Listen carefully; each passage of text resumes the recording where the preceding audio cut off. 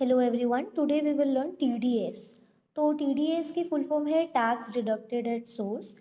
तो the word itself defined that कि source मतलब क्या होता है, वेरी बिगनिंग, कि बिगनिंग के टाइम पे ही आप जो है वो टैक्स डिडक्ट कर लोगे। अब एक ट्रांजैक्शन में क्या होता है, एक सेल होती है, एक परचेज होती है, ठीक है। तो टीडीएस में क्या होता है, जो पर्सन पेमेंट कर रहा है, ठीक है, वो पेयर है, और जिस पर्सन को पेमेंट मिल रही है उसके पास इनकम आ रही होगी कुछ। तो वैसे तो इनकम टैक्स सेज की इनकम पे टैक्स लो, ठीक है, बट इनकम से पहले भी जो चीज़ आ रही है दैट इज़ पेमेंट। तो इसमें इनकम और पेमेंट में से सोर्स ट्रांजेक्शन क्या है, पेमेंट। तो टीडीएस सेज कि सोर्स ट्रांजेक्शन यानी पेमेंट के टाइम पे ही आप टैक्स डिडक्ट कर लो। हम इनकम पे टैक्स मिलने का वेट नहीं करेंगे कि बाद में मे बी हमें वो पेमेंट ना मिल पाए लीगली या एनी अदर फॉर्म में। तो आप सोर्स के टाइम पे दैट इज पेमेंट के टाइम पे ही टैक्स डिडक्ट करके रखोगे। As you can read, tax deducted at source is income tax reduced from the money paid at the time of making specified payments. अब why it is written specified payments? कि ऐसा नहीं है कि सारे payments पे ही मैंने ये बोल रखा है कि आप पेमेंट के टाइम पे ही टैक्स दो। हमने ऐसा बताया हुआ है कुछ स्पेसिफाइड पेमेंट्स है जिसमें इनकम टैक्स एक्ट सेज कि आप पेमेंट के टाइम पे ही टैक्स ले लो। वो पेमेंट्स हैं जैसे रेंट पे किया है किसी ने, कमीशन पे किया है, कोई प्रोफेशनल फीस है, सैलरी है, इन सारी चीज़ों में आप पेमेंट के टाइम पे ही टैक्स ले लो। अब दो पर्सन है, एक पेयर है एक पेई है। तो यहाँ पे आप मुझे बताओ कि कौन टैक्स देगा। टीडीएस में टीडीएस सेज कि आप जो पेयर है वो ही टैक्स दे देगा उस टाइम, कि पेमेंट करते टाइम आप उस पेमेंट में से टीडीएस निकाल लो, टैक्स निकाल लो। वो टैक्स आप अपने पास रख लो, जो टैक्स डिडक्ट करके अमाउंट मिला है, अमाउंट बचेगा, वो रिसीवर को मिलेगा यानी पेई को। अब हम अगर एक एग्जाम्पल के थ्रू समझते हैं तो हमें बहुत अच्छे से समझ में आ जाएगा कि टीडीएस में एग्जैक्टली होता क्या है। अब यहाँ पे चिंटू ने चिंटी को पेमेंट करी है 7,65628 की पेमेंट चिंटू ने करी है, बट ये जो पेमेंट है ये टीडीएस डिडक्ट करके है। तो एक्चुअली चिंटू को चिंटी को सैलरी देनी थी 72920 की, बट टीडीएस के प्रोविजंस के अकॉर्डिंग ही वॉज एडवाइज्ड कि आप पहले टीडीएस डिडक्ट कर लो, फिर जो अमाउंट बचता है वो आप चिंटी को एज सैलरी प्रोवाइड करो। तो salary before TDS if it was 72920, तो after TDS of 7292 it comes to 65628। अब चिंटी को ऑल्दो 65628 की सैलरी रिसीव होगी, but income tax act also says कि चिंटी को अपनी बुक्स ऑफ अकाउंट्स में जितनी सैलरी टू बी रिसीव्ड थी, टू बी रिसीव्ड मतलब जितनी मिलनी चाहिए थी, दैट इज 72920, वो वही अमाउंट इंक्लूड करेगी। और जब चिंटी की इनकम टैक्स लाइबिलिटी आएगी तो टीडीएस का अमाउंट एडजस्ट हो जाएगा।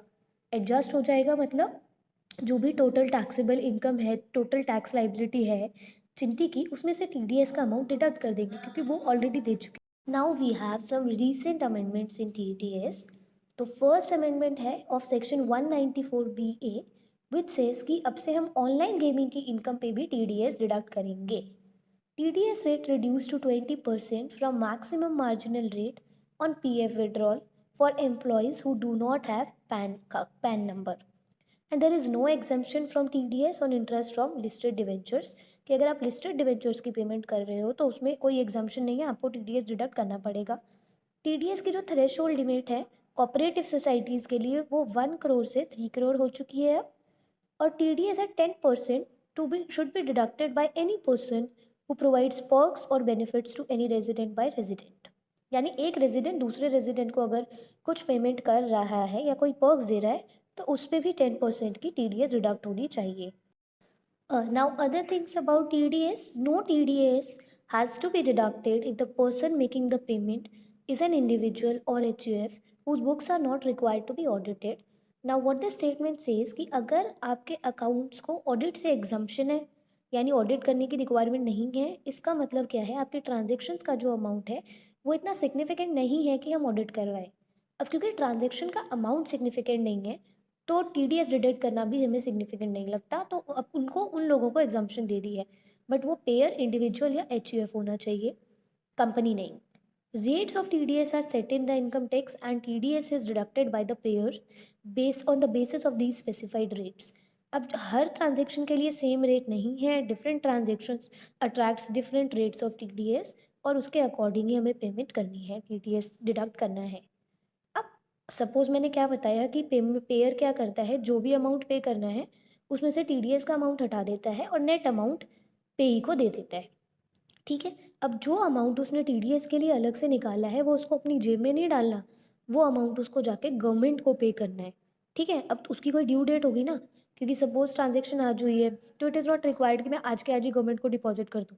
इसलिए गवर्नमेंट एक लिमिट देती है, टाइम लिमिट देती है, आप उसके अंदर अंदर डिपॉजिट करा दो। The TDS must be deposit to the government by the 7th of the subsequent month. Subsequent month के कौन सा, जो भी आपकी ट्रांजेक्शन हुई है उसके अगले मंथ के 7th डे पे। जैसे एक एग्जांपल लेते हैं कि अगर ट्रांजेक्शन है जून के मंथ में, यानी जून के मंथ में आपने TDS डिडक्ट किया था तो 7th ऑफ जुलाई को गवर्नमेंट के पास पहुंच जाना चाहिए। और चालान का जो नंबर है वो है ITNS 281। ये गवर्नमेंट के पोर्टल पे आपको मिल जाता है और वहाँ पे आप जाके ऑनलाइन सबमिट करते हो। जैसे अब आपने पैन सुना होगा, PAN stands for permanent account number. ऐसे ही TDS में there is a provision TAN. TAN stands for tax deduction account number. This provision says कि अगर आप एक ऐसे पर्सन हो जो फ्रीक्वेंट पेमेंट कर रहे हो and your payment comes under specified payments and you are required to deduct the TDS, तो आप एक टैन ले लो, टैक्स डिडक्शन अकाउंट नंबर। जो सारे डॉक्यूमेंट्स जो भी TDS से रिलेटेड है उसमें हेल्प होंगे। कुछ एक्सेप्शनल केसेस हैं जहाँ पे पैन कार्ड भी यूज़ हो जाता है, तो वहाँ पे आपको टैन की रिक्वायरमेंट नहीं होती। Now we going to learn about section 206 AB of TDS।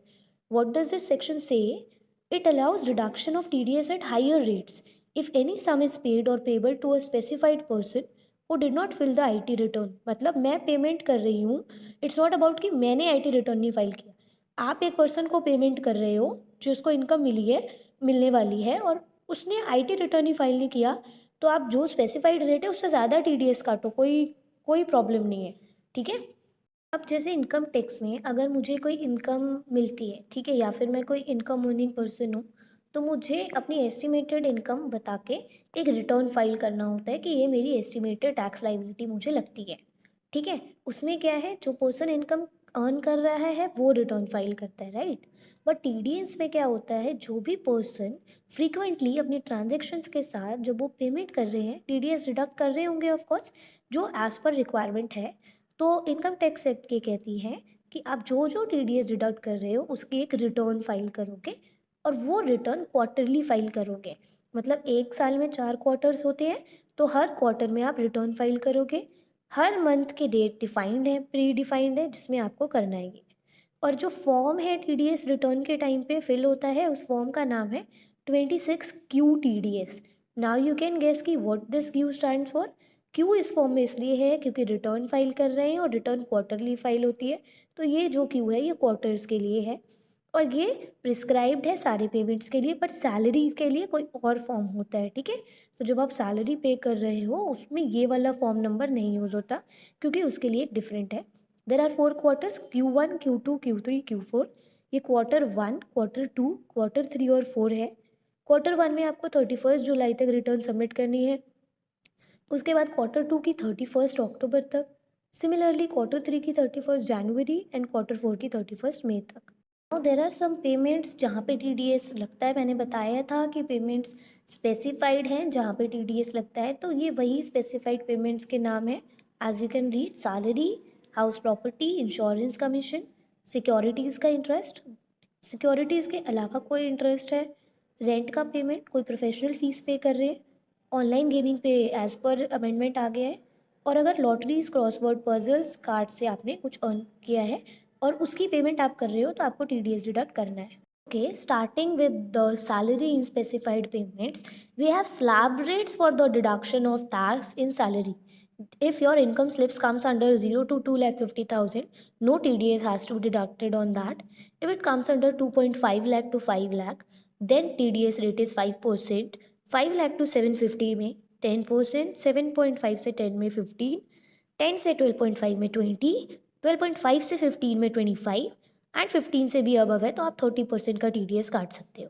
Coming on to the next payment under specified payments is sale of house property. कि अगर आपने हाउस प्रॉपर्टी बेची है, ठीक है, और उसकी हाउस प्रॉपर्टी का पेमेंट कर रहा है पर्सन, तो अब जो बायर है उसको TDS डिडक्ट करना है and provision says a buyer of immovable property that cost more than ₹50 lakh, तो आप 1% का TDS काट दो।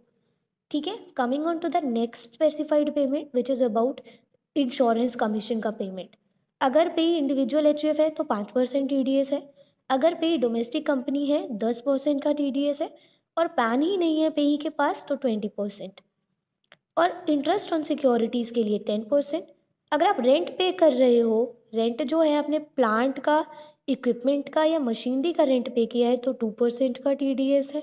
लैंड बिल्डिंग फर्नीचर फिटिंग्स का है तो 10%, और अगर आप प्रोफेशनल फीस पे कर रहे हो तो 10%, अगर आपकी पेमेंट 30,000 से एक्सीड हो जाती है तो।